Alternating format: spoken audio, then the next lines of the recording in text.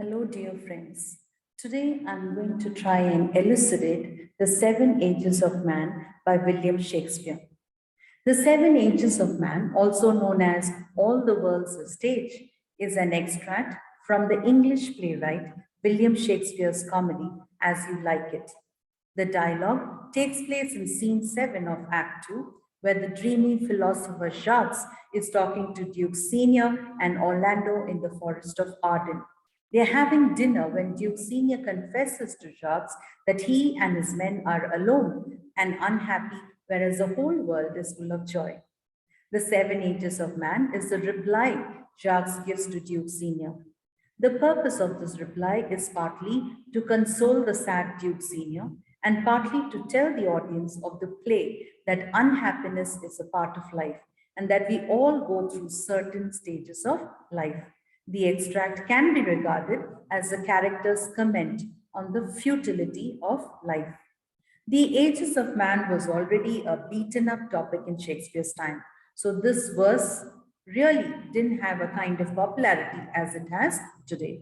Aristotle had proposed four ages of man, and the idea was around for a long time since then. What's new in Shakespeare's version of Ages of Man is that he divides them in seven ages, whereas it was common for earlier writers and philosophers to divide in three or four ages. Now, we can see a similar system in the Indian philosophy, particularly what we call as ashrama dharma, where the life of man was divided into four ages, namely brahmacharya ashrama, grihastha ashrama, vanaprastha ashrama, and sannyasa ashrama. So, what is the basic theme of this poem? The poem is a philosophical reflection on life and our role in it. It breaks down the complexities of human life into exceedingly simple stages, makes a sweeping generalization as to the manner in which an individual progresses in life. The entirety of human life and the poet's view on it is covered in the dialogue of Jacques in merely seven sentences. The dialogue stands as a strong case for the poet's argument of the futility of life. We see this emotion well explored in this play. For instance, we see in the same scene the line, and so from hour to hour we write and write, and then from hour to hour we rot and rot, and thereby hangs the tale. This all the more validates the sentiment of futility of life expressed in the dialogue. We can see that the oft quoted line in this particular extract, all the world's a stage, has many implications. Shakespeare is comparing the world to a stage which must have naturally appealed to him since he was a playwright. The idea of the world as a stage was also around before Shakespeare and was made popular by Richard Edwards. All men and women are merely players. So Shakespeare implies that all men and women are actors on the stage in the world, in the play of life. The word merely tells us that he regards a singular human life very small and inconsequential in the grand expanse of world. It also alludes to the writer's belief in some kind of world order, maybe nature or nature's God, before which we are trivial beings. We observe a feeling of vanity and existential crisis in the character's voice. The line, they have their exits and entrances. The speaker is talking about life and death and how they are inevitable. What we should pay attention is the plural form of the words exits and entrances. The speaker isn't talking only about life and death. He's talking about human relationships as well. People come and go in our lives. Relationships are made, broken, and re-established. Further, what is truly noteworthy is that the speaker puts exits before entrances, which gives off the somber mood of character and the scene in general. And one man in his time plays many parts, his acts being seven ages. So the first part of this line says that a man plays many parts throughout his lifetime. The word parts is not only restricted to ages, but has a broader connotation. It means the different roles we play in life as a child, as a parent, a sibling, a spouse, and so on. The latter part of the line says that person plays these several parts stretched over 7 acts, which are 7 different ages. So this is again a play analogy. We see a clever association between plays and life in this introductory part of the dialogue. So let us see stanza wise. So in the first stanza, the poet says, at first, the infant mewling and puking in the nurse's arms. So the first stage of life is birth. All life begins with birth. When a child is born, it is completely oblivious to the cares of the world. Infants don't do much. They're dependent on their mothers and caretakers. In stage two, the writer, the poet talks about, then the whining schoolboy with his satchel and shining morning face, creeping like snail, unwilling to school. The infant grows into a child. He no longer needs the complete attention of his parents and custodians. And they send him to school to educate him in the ways of the world. But the infant, who has seen only love and adoration from his immediate environment, looks reluctantly towards this change. He whines, cries, throws tantrums to avoid separation from his parents. However, his parents know what is best for him. They force him to school, they dress him in the school uniform, give him a satchel, and make him ready for school. So, this description of the second stage of a person's life is again a generalization by the writer, as even in his time, it was only a select few who could afford education. Most of the children were either homeschooled or learned their ways about the world from observation.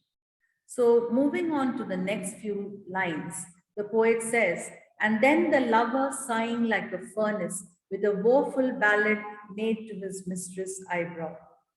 So, the educated youth is in the height of teenage uh, when adolescence sets in.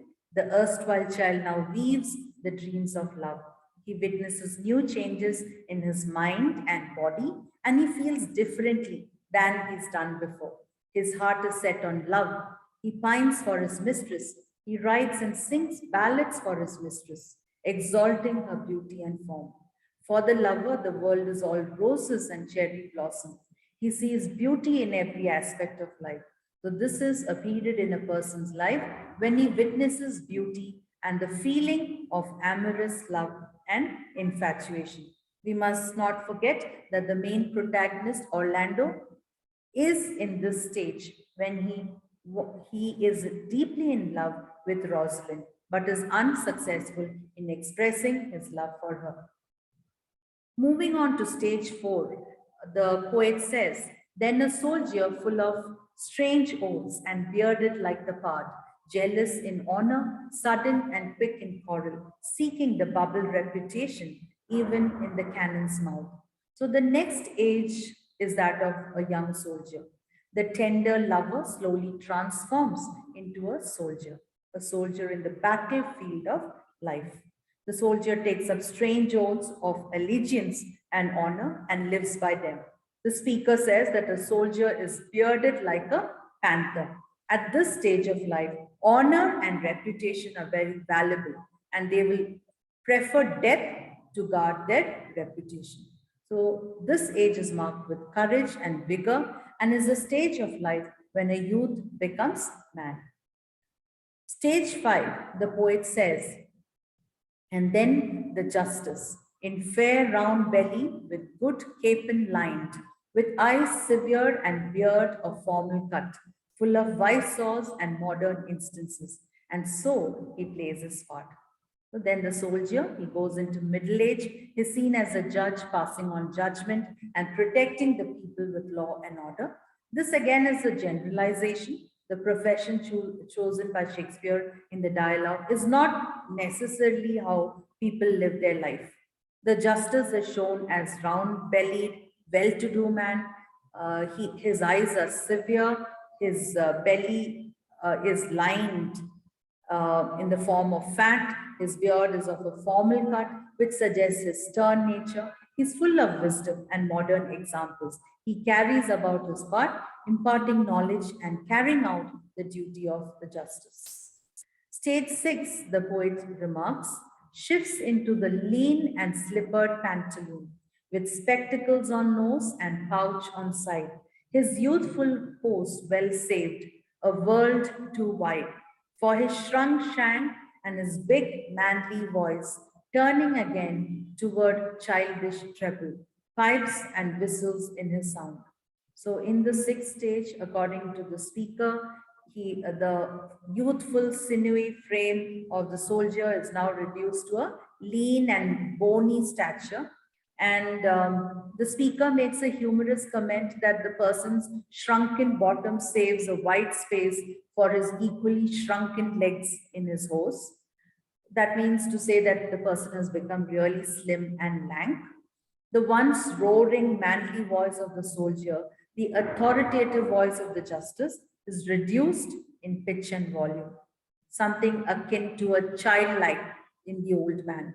And his voice whistles as he talks. So we see the effect of time and age upon a person.